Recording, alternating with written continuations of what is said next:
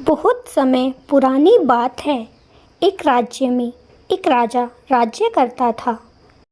राजा के महल के सामने एक बहुत बड़ा फूलों और फलों का बगीचा बना हुआ था।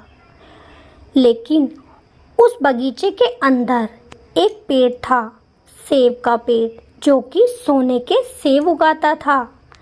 राजा उसकी पहरेदारी के लिए वहाँ पर पहरेदार चौबीसों घंटे तैनात रखता था।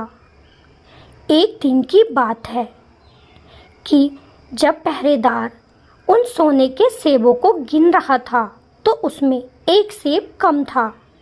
पहरेदार ने जाकर राजा साहब को इस बात की खबर दी।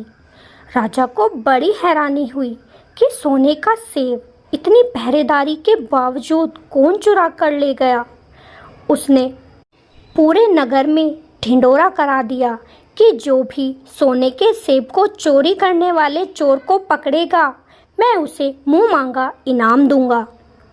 ये बात सुनकर राजा का बड़ा बेटा बोला, पिताजी आप चिंता ना करें, आज रात मैं पहरा लगाऊंगा और उस चोर को पकड़ कर दिखाऊंगा। राजा अपने बेटे से बड़ा खुश हुआ। अब रात को राजा का बड़ा बेटा पहरा देने लगा। लेकिन 12 बजे के बाद बड़े बेटे को नींद आ गई और एक सोने का सेब फिर से चोरी हो गया।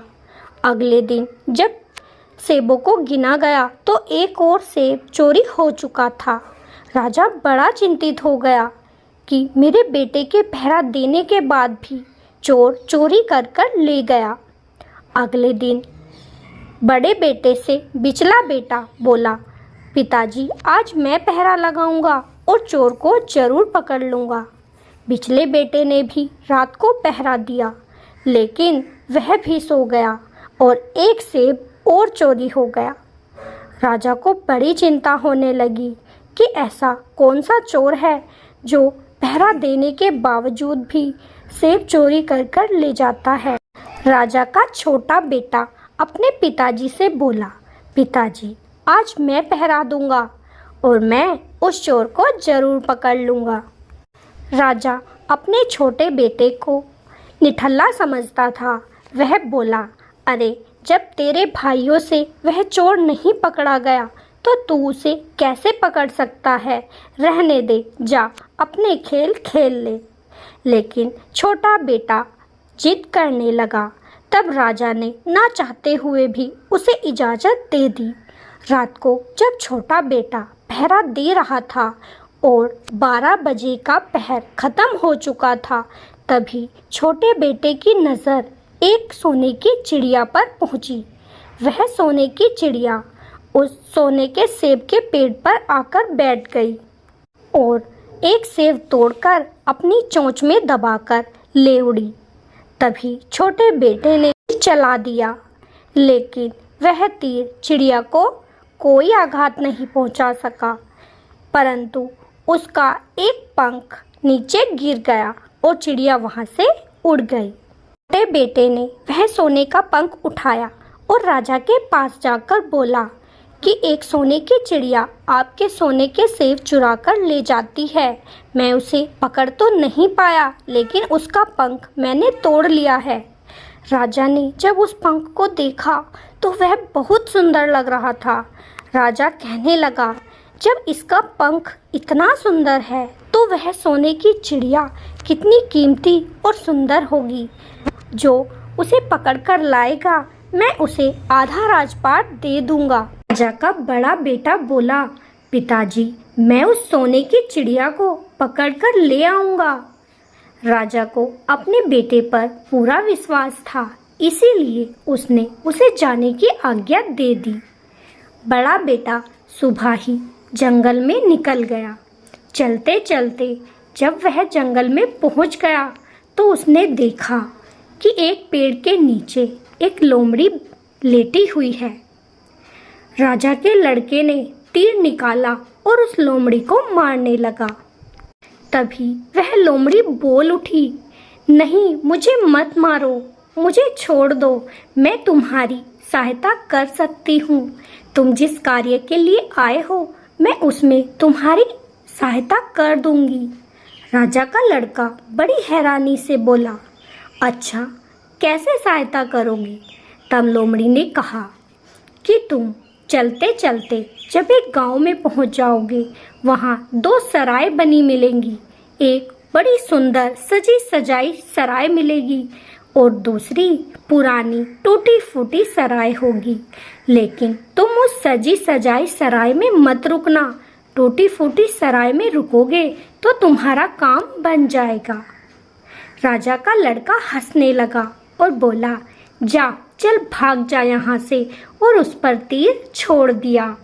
लेकिन लोमड़ी बच निकली। अब राजा का लड़का चलते चलते एक गांव के निकट पहुंचा। उसने देखा, वाकई में वहां 2 सराय बनी हुई थी। एक बड़ी सुंदर सजी सजाई जिसमें लोगों के नृत्य और गाने की आवाजें आ रही थी, लेकिन दूसरी टूटी फूटी और अंधेरे में लुप्त थी। राजा का लड़का वो सजी सजाई सराय के अंदर ही चला गया। उस सराय के अंदर जाते ही राजा का बड़ा लड़का सब कुछ भूल चुका था कि मैं यहाँ सोने की चिड़िया ढूंढने आया था। वह उसी में मस्त हो गया। अब राजा का दूसरा लड़का बोला, पिताजी, मैं चिड़िया का पता लगा कर आता हूँ, आप मुझे आज्ञा दीजिए। अब राजा का बीच वाला लड़का भी घोड़े पर सवार होकर उसी जंगल को गुजरा। उसे भी वह लोमड़ी मिली। लोमड़ी ने उसे भी सारी बातें बताई, लेकिन वह भी उस सजी हुई सराय में जाकर ही रहने लगा और सब कुछ भूल गया। अब तो 2-3 दिन बीत गए, लेकिन राजकुमारों की कोई खबर ना थी। तब राजा का छोटा लड़का बोला, पिताजी, अगर आपकी आज्ञा हो तो मैं भाइयों सहित उस सोने की चिड़िया का पता लगाकर आऊँगा। राजा जानता था कि ये तो निकम्मा है, ये कहाँ मेरा कार्य कर देगा, लेकिन फिर सोचा कि शायद कुछ काम बन जाए। उसने अपने छोटे बेटे को ही भेज दिया। छोटा बेटा भी उसी जंगल में होकर गुजरा।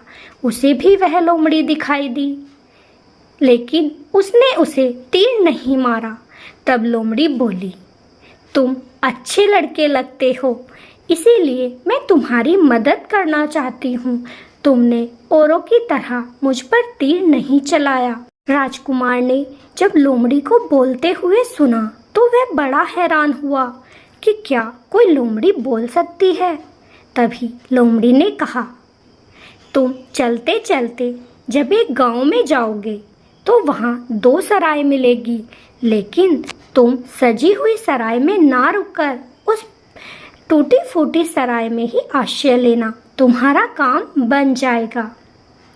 राजकुमार ने कहा, लेकिन मैं गांव में कैसे पहुंचूंगा? रात काफ़ी हो चुकी है।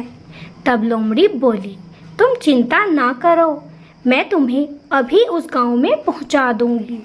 तभी लोमड़ी ने अपनी पूंछ को इतना बड़ा कर लिया और बोली, तुम मेरी पूंछ पर बैठ जाओ, मैं तुम्हें अभी उस गांव में पहुंचा देती हूँ। राजकुमार लोमड़ी की पूंछ पर बैठ गया और देखते ही देखते वह हवा से बातें करने लगी और उस गांव में राजकुमार को छोड़ दिया। राजकुमार भी सजी हुई सराय में ना जाकर उस टूटी फूटी सराय में रात गुजारने लगा। सुबह हुई तो वह लोमड़ी फिर से राजकुमार के सामने आ गई और बोली, राजकुमार, तुम अच्छे इंसान हो, इसीलिए मैं तुम्हें बता देती हूँ कि सोने की चिड़िया तुम्हें कैसे मिलेगी। राजकुमार, जो तुम ये महल देख रहे हो, इसके अंदर एक छोटा सा कमरा है। उसके अंदर एक लकड़ी का पिंजरा है, उसी में वह सोने की चिड़िया बैठी होगी। तुम चुपचाप दबे पांव उस कमरे तक पहुँच जाना, क्योंकि इस वक्त सभी पहरेदार सोए होंगे। बिल्कुल मत डरना और उस पिंजरे को उठाकर वापस आ जाना। लेकिन भूल से भी तुम्हें एक कार्य नहीं करना है। उसी चिड़िया के पास में एक सोने का पिंजरा रखा होगा। अगर तुम उस चिड़िया को उस लकड़ी के पिंजरे से निकालकर उस सोने के पिंजरे में रखोगे तो तुम बड़ी मुसीबत में पड़ जाओगे। इसीलिए उस लकड़ी के पिंजरे के साथ ही चिड़िया को बाहर ले आना। राजकुमार बोला, ठीक है लोमड़ी, मैं ऐसा ही करूँगा। अब राजकुमार बिना डरे महल में दबे पांव अंदर चला गया। किसी ने उसे नहीं देखा।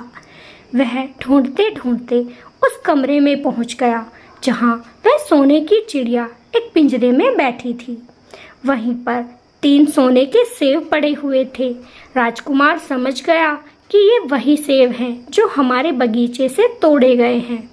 राजकुमार ने उस चिड़िया को उठाया, लेकिन तभी उसकी नज़र उस सोने के पिंजरे पर पड़ गई। राजकुमार ये भूल चुका था कि लोमड़ी ने उसे क्या कहा था। राजकुमार ने उस चिड़िया को लकड़ी के पिंजरे से निकाला और उस सोने के पिंजरे में डालने लगा। तभी चिड़िया ने शोर मचा दिया। ची ची कर करके उसने पूरे महल को सर पर उठा लिया।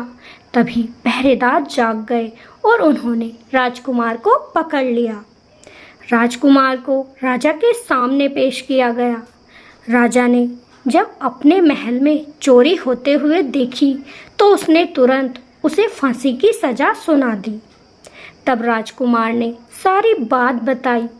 तब राजा बोले, ठीक है, मैं तुम्हें फांसी तो अवश्य दूंगा, लेकिन अगर तुम मेरा एक कार्य कर दोगे तो मैं तुम्हें ये सोने की चिड़िया देकर यहाँ से जाने दूंगा। राजकुमार ने पूछा, बताइए राजा साहब, आपका क्या कार्य है? राजा ने कहा, एक महल में एक सोने का घोड़ा रहता है। अगर तुम मुझे लाकर दे दो तो मैं तुम्हें यहाँ से जाने दूंगा। राजकुमार को तो अपनी जान बचानी थी, इसीलिए उसने कुछ भी नहीं सोचा और कह दिया कि ठीक है, मैं सोने का घोड़ा आपको लाकर दे दूंगा। और बेचारा वहाँ से चल दिया। महल से बाहर निकलते ही उसे फिर से वह लोमड़ी मिली। लोमड़ी अब बहुत नाराज थी। बोली, तुमने मेरी बात नहीं मानी, इसीलिए मैं तुम्हारी कोई मदद नहीं करूँगी। अगर तुम मेरी बात मान लेते तो ना इस मुसीबत में पड़ते और चिड़िया भी तुम्हें मिल जाती। राजकुमार रोने लगा और बोला, इस बार मेरी सहायता कर दो, मैं आइंदा ऐसी गलती नहीं करूँगा। लोमड़ी को राजकुमार पर दया आ गई। बोली, ठीक है, मैं तुम्हारी मदद कर देती हूँ। उसने फिर से उसे अपनी पूंछ पर बैठाया और बोली, ये जो सामने एक महल देख रहे हो, इसके अंदर घुड़शाला में एक सोने का घोड़ा बंधा हुआ है। तुम्हें इसी वक्त वहाँ जाना है क्योंकि सभी पहरेदार सोए हुए हैं। वहाँ जाकर चुपचाप उस घोड़े को खोलकर ले आना। उसी के पास 2 जीन पड़ी होगी, एक सोने और हीरे से जड़ित होगी और दूसरी टूटी फूटी चमड़े की होगी। तुम्हें चमड़े की जीन घोड़े को बांध लेनी है और वहाँ से आ जाना है। राजकुमार ने कहा, ठीक है लोमड़ी, मैं बिल्कुल ऐसा ही करूँगा। राजकुमार फिर से उस महल के अंदर चला गया और वह घोड़े के पास पहुँच गया। घोड़ा बहुत सुंदर था। राजकुमार का मन उसने मोह लिया था, लेकिन वह करे तो क्या करे। उसने वह घोड़ा खोला और जैसे ही आने लगा तो उसकी नज़र उस सोने की हीरे जड़ित जीन पर पहुंची। दूसरी साइड वह टूटी हुई जीन भी पड़ी हुई थी। राजकुमार ने सोचा, इतना सुंदर घोड़ा है, इसके ऊपर मैं ये सोने और हीरे की जीन ही बांध देता हूँ। जैसे ही उसने वह जीन बांधी तो वहाँ पर वह घोड़ा जोर जोर से चिल्लाने लगा, उधम मचाने लगा। तभी सारे पहरेदार वहाँ पर इकट्ठा हो गए और उन्होंने उस राजकुमार को फिर से पकड़ लिया। अब राजकुमार को फिर से राजा के पास ले जाया गया। राजा ने उसे न कुछ सुना न पूछा, बस सीधा उसे फांसी का हुक्म दे दिया। अब तो राजकुमार की सिट्टी पिट्टी गुल थी। उधर भी फांसी मिल चुकी है, इधर भी फांसी मिल चुकी है। बचूं तो कैसे बचूं? वह मिन्नतें करने लगा, सारी बात राजा को बताने लगा। तब राजा ने कहा, मेरा कहा वचन वापस तो नहीं होगा, लेकिन हाँ, अगर तुम एक महल में एक सुंदर राजकुमारी रहती है, अगर मेरे पास उसे ला दोगे तो मैं तुम्हें इस सोने के घोड़े को दे दूंगा। राजकुमार ने सोचा, चलो यहाँ से किसी तरह से प्राण बच जाए तो राजकुमारी मिले या ना मिले। वह वहाँ से पछताता हुआ बाहर चलने लगा और सोचने लगा कि अगर मैं लोमड़ी की बात मान लेता तो आज इस मुसीबत में नहीं पड़ता। वह ये सब सोच ही रहा था कि लोमड़ी फिर से आ गई और बोली, मेरा मन तो नहीं था कि तुम्हारी मदद कर दूं, लेकिन मुझे तुम पर दया आ गई। चलो इस बार कोई गलती मत करना। राजकुमार बड़ा खुश हो गया। लोमड़ी ने फिर से उसे अपनी पूंछ पर बिठा लिया और बोली, सामने जो सोने का महल देख रहे हो, इसके अंदर एक राजकुमारी रहती है जो परियों की तरह सुंदर है। तुम यहीं पर छिपकर खड़े हो जाना। वह राजकुमारी महल से बाहर स्नान करने आएगी, तब तुम उसका हाथ पकड़ लेना और उसे अपने साथ जाने के लिए कहना। लेकिन याद रहे कि वह बोलेगी कि मैं एक बार अपने माता पिता से मिलकर आती हूँ, उसे वापस नहीं जाने देना है। अगर तुमने उसे वापस जाने दिया तो वह फिर नहीं आएगी और तुम पकड़े जाओगे। राजकुमार ने कहा, ठीक है लोमड़ी, इस बार कोई गलती नहीं होगी। वह छिपकर खड़ा हो गया और जब सुबह राजकुमारी स्नान करने के लिए बाहर आई तो राजकुमार उसे देखता ही रह गया। राजकुमारी इतनी सुंदर थी कि उसकी नज़र उससे हट ही नहीं रही थी। फिर राजकुमार ने उसका हाथ पकड़ा और कहा कि मेरे साथ चलो।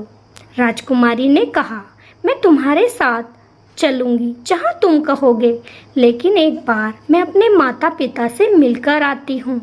राजकुमार को लोमड़ी की सारी बात याद थी। उसने कहा, नहीं नहीं, अभी तुम्हें मेरे साथ चलना होगा। लेकिन वह राजकुमारी रोने लगी।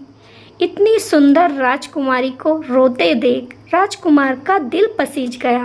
वह बोला, ठीक है राजकुमारी, तुम रो नहीं, अपने माता पिता से मिलकर तुरंत महल के बाहर आ जाओ। राजकुमारी ने जैसे ही महल के अंदर पैर रखा तो सारे पहरेदार जाग गए और उन्होंने उस राजकुमार को पकड़ लिया। अब तो राजकुमार बड़ा फंस चुका था। राजा ने उसे तुरंत फांसी की सजा सुना दी कि मैं तुम्हें नहीं छोड़ सकता। तुम मेरी राजकुमारी को यहाँ से भगा कर ले जाना चाहते थे, तुम्हें तो मृत्यु दंड ही मिलेगा। राजकुमार जोर जोर से रोने लगा और उसने सारी कथा राजा को बता दी। राजा ने कहा, अच्छा, अगर तुम फांसी से बचना चाहते हो तो मेरे महल के सामने ये जो पहाड़ है, ये हमारे महल की शोभा को खराब करता है। अगर तुमने इसे 8 दिन के अंदर खोद दिया तो मैं तुम्हें फांसी नहीं दूंगा और अपनी राजकुमारी से तुम्हारा विवाह करा दूंगा। राजकुमार ने अपनी जान बचाने के लिए यह बात मान ली और खुदाई में लग गया। एक छोटी सी फावड़ी थी और इतना बड़ा पहाड़ था। राजकुमार खोदेगा तो कैसे खोदेगा? बेचारे को खोदते खोदते पूरे 7 दिन हो गए। वह थककर चूर हो चुका था और पहाड़ का बस एक ही कोना उससे खुद पाया था। सोचने लगा, जब 7 दिन में मैंने ये पहाड़ इतना सा खोदा है तो एक दिन में मैं क्या ही कर लूँगा। वह बेचारा उदास होकर उस लोमड़ी को याद करने लगा। याद करते ही वह लोमड़ी तुरंत राजकुमार के पास आ गई और बोली, इस बार तो मैंने तुम्हारी मदद करनी ही नहीं थी, लेकिन तुम इतने प्यार से मुझे जो याद करते हो ना, मुझे आना ही पड़ता है। तुम अब चिंता ना करो, चुपचाप जाकर उस पेड़ के नीचे सो जाओ, तुम्हारा काम हो जाएगा। राजकुमार सोचने लगा, इस बार मैं लोमड़ी की सारी बातें मानूंगा। अब वह चुपचाप जाकर उस पेड़ के नीचे सो गया। सुबह उठकर जब राजकुमार ने देखा तो वह हैरान था। उस महल के आगे कोई पहाड़ नहीं था। अब महल का नज़ारा बहुत सुंदर चमक रहा था। वह बड़ा खुश हुआ और राजा से जाकर मिला और बोला, राजा साहब, मैंने पहाड़ खोद दिया है। राजा भी उसके कार्य से बड़े खुश हो गए और राजा ने अपने वायदे के अनुसार राजकुमारी का विवाह उस राजकुमार से करा दिया। अब लोमड़ी फिर से मिली और बोली, बधाई हो राजकुमार, विवाह की ढेर सारी बधाई हो। अब तुम्हें सोने का घोड़ा और सोने की चिड़िया भी लेनी है, क्योंकि उनके हकदार भी तुम ही हो। राजकुमार बोला, लेकिन वो कैसे हो पाएगा? ये राजकुमारी तो मुझे उस राजा के पास लेकर जानी है। तब लोमड़ी बोली, अरे नहीं बुद्धू, इसके साथ तुम्हारा विवाह हो चुका है, अब ये तुम्हारी पत्नी है। जब तुम राजकुमारी को लेकर उस राजा के पास जाओगे तो राजा से विदा मांगना और सबके बाद तुम इस राजकुमारी से विदा मांगना। तब तक वह तुम्हें सोने का घोड़ा दे ही देगा और मौका पाते ही सोने के घोड़े पर बैठकर राजकुमारी का हाथ अपनी ओर खींच लेना और उस सोने के घोड़े को लेकर भाग जाना। सोने के घोड़े की दौड़ को कोई भी नहीं पकड़ सकता। वह इतना तेज दौड़ता है कि सारे घोड़े फैल कर देता है। अब राजकुमार ने ऐसा ही किया। वह राजा के पास गया, राजा से आज्ञा मांगी, फिर बाद में सोने के घोड़े पर बैठकर वह राजकुमारी से आज्ञा लेने गया और तभी उसने राजकुमारी को अपने घोड़े पर बिठा लिया और वहां से तेज दौड़ लगवा दी। अब तो सोने का घोड़ा हवाओं से बातें कर रहा था। वह जल्दी ही उस राज्य से बाहर आ गया। थोड़ी देर बाद फिर से लोमड़ी राजकुमार को मिली और बोली, अब तुम्हें इस सोने के घोड़े को लेकर उस राजा के पास जाना है और उससे कहना कि जब तुम मुझे सोने की चिड़िया दोगे तभी मैं तुम्हें ये सोने का घोड़ा दूंगा। जैसे ही राजा तुम्हें वह चिड़िया दे दे, तुम फिर से घोड़े की लगाम खींच देना और वह वहाँ से दौड़ लगा देगा। इस तरीके से तुम्हें सोने की चिड़िया भी मिल जाएगी। राजकुमार ने बिल्कुल वैसा ही किया और वह सोने की चिड़िया को लेकर भी वहाँ से भाग गया। अब लोमड़ी ने कहा, अब तुम खुशी खुशी अपने राज्य को लौट सकते हो। तब राजकुमार बोला, तुमने मेरी बड़ी सहायता की है, मैं तुम्हें उपहार देना चाहता हूँ। तब बेचारी लोमड़ी ने कहा कि अगर तुम कुछ कर सको तो बस एक काम कर देना, मुझे ये तीर मारकर घायल कर दो। राजकुमार घबरा गया, बोला, जिसने मेरी इतनी मदद की है मैं उसे तीर से कैसे मार सकता हूँ? नहीं लोमड़ी, ये कार्य मुझसे नहीं होगा। ये सुनते ही बेचारी लोमड़ी बड़ी उदास हो गई और बोली, ठीक है राजकुमार, जब तुम वापस जाओगे तो किसी कुएं की मोड़ पर ना बैठना और ना ही ऐसे व्यक्तियों की सहायता करना जो कि फांसी पर चढ़ने वाले हो। राजकुमार हंसने लगा और बोला, भला मैं ऐसा क्यों करूँगा? क्यों मैं किसी कुएं की मुंडेर पर बैठूँगा और क्यों मैं ऐसे व्यक्तियों पर अपना धन खर्च करूँगा? अब लोमड़ी वहाँ से अलविदा लेकर चली गई। राजकुमार भी राजकुमारी के साथ उस घोड़े पर सवार होकर अब जाने लगा। धीरे धीरे वह एक गांव में पहुंचा। वहां पर बहुत भीड़ लगी हुई थी। राजकुमार ने पास जाकर देखा और पूछा, क्या बात है, इतनी भीड़ क्यों लगी है? तब लोगों ने बताया कि 2 आदमियों को यहाँ फांसी दी जा रही है। राजकुमार ने जब उन लड़कों को देखा तो वह समझ गया कि ये तो और कोई नहीं, मेरे दोनों बड़े भाई हैं, जिन्होंने जुए और शराब के लालच में आकर बहुत सारे गलत कार्य कर दिए थे, जिस कारण से उस गांव वालों ने उन्हें फांसी पर चढ़ाने का निर्णय कर लिया था। राजकुमार ने बहुत सारा धन देकर अपने भाइयों को वहां से छुड़वा लिया। अब वे साथ में चलने लगे। चलते चलते एक जंगल में पहुंचे जहां एक कुआं बना हुआ था। दोनों राजकुमार बोले, छोटे भाई, आज रात यहीं पर विश्राम कर लेते हैं, सुबह ही यहाँ से निकल जाएंगे। राजकुमार अपने भाइयों की बातों में आ गया और वहीं पर रुक गया। वह पानी पीने के लिए कुएं की मुंडेर पर बैठा था कि तभी दोनों भाइयों ने मौका देखते ही उसे धक्का दे दिया और वह बेचारा कुएं में गिर गया। दोनों भाई राजकुमारी, घोड़ा और सोने की चिड़िया को लेकर अपने राज्य को आ गए और सारी झूठी बातें बताकर राजा की वाहवाही लूट ली। राजा बड़ा खुश था कि मेरे दोनों बेटे बड़े होनहार हैं। लेकिन ना तो चिड़िया दाना खा रही थी, ना घोड़ा खुश था और ना ही रानी खुशी से चहक रही थी। वह भी हर वक्त बस आंसू ही बहाती थी, ना खाना खाती ना पानी पीती। ये सब देखकर राजा को कुछ समझ नहीं आ रहा था कि जब ये दोनों इन्हें जीत कर लाए हैं तो फिर ये इतने उदास क्यों हैं। उधर वह छोटा राजकुमार कुएं में गिर तो गया, लेकिन वह मरा नहीं था। वह फिर से पश्चाताप के आंसू बहाने लगा और उस लोमड़ी को याद करने लगा। याद करते ही वह लोमड़ी उस कुएं की मुंडेर पर आ गई और बोली, राजकुमार, तुम्हें कहा था ना कि तुम ऐसे लोगों की मदद मत करना जो फांसी पर चढ़ने वाले हो, और कुएं की मुंडेर पर मत बैठना, लेकिन तुम मेरा कहना कभी नहीं मानते।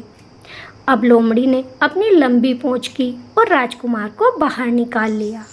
फिर बोली, तुम्हारे भाई तुम्हें जिंदा नहीं छोड़ेंगे, इसीलिए तुम्हें सावधानी के साथ अपने राज्य में जाना होगा। राजकुमार अब लोमड़ी का बड़ा एहसानमंद हो चुका था। वह अपने राज्य को जाने लगा। उसने एक गरीब भिखारी को अपने वस्त्र दे दिए और उसके वस्त्र खुद पहनकर वह राजमहल में चला गया। छोटे राजकुमार के राजमहल में जाते ही वह चिड़िया जोर जोर से गाना गाने लगी और घोड़ा भी जोर जोर से कूदने लगा।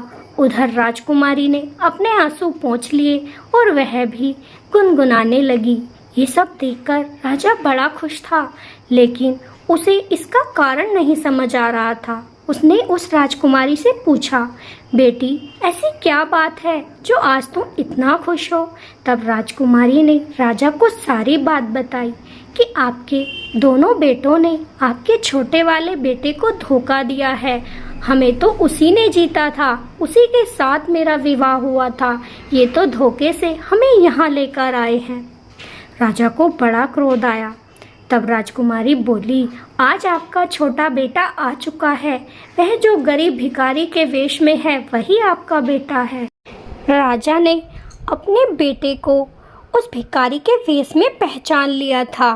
राजा जान चुका था कि मेरा छोटा बेटा ही सबसे आज्ञाकारी और लायक बेटा है, इसीलिए उसने अपने दोनों बड़े बेटों को राज्य से बाहर निकाल दिया, उन्हें उनकी सजा दे दी।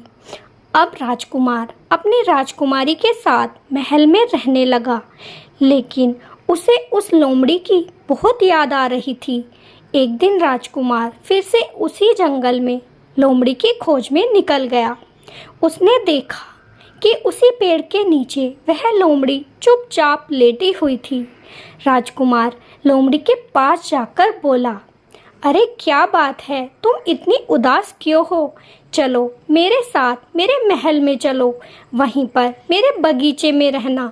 तुम्हें किसी प्रकार की कोई कमी नहीं होने दूंगा। लोमड़ी बोली, जो मैंने तुमसे कहा था वो तो तुमसे हुआ नहीं और मुझे अपने साथ ले जाने आए हो। राजकुमार सोचने लगा, इसने मुझसे ऐसा क्या कहा था जो मैंने नहीं किया। वह बोला, क्या बात है लोमड़ी, तुम मुझसे क्या चाहती हो? तब फिर से लोमड़ी ने वही कहा कि तुम मुझे तीर मारकर मार डालो, मैं जीना नहीं चाहती।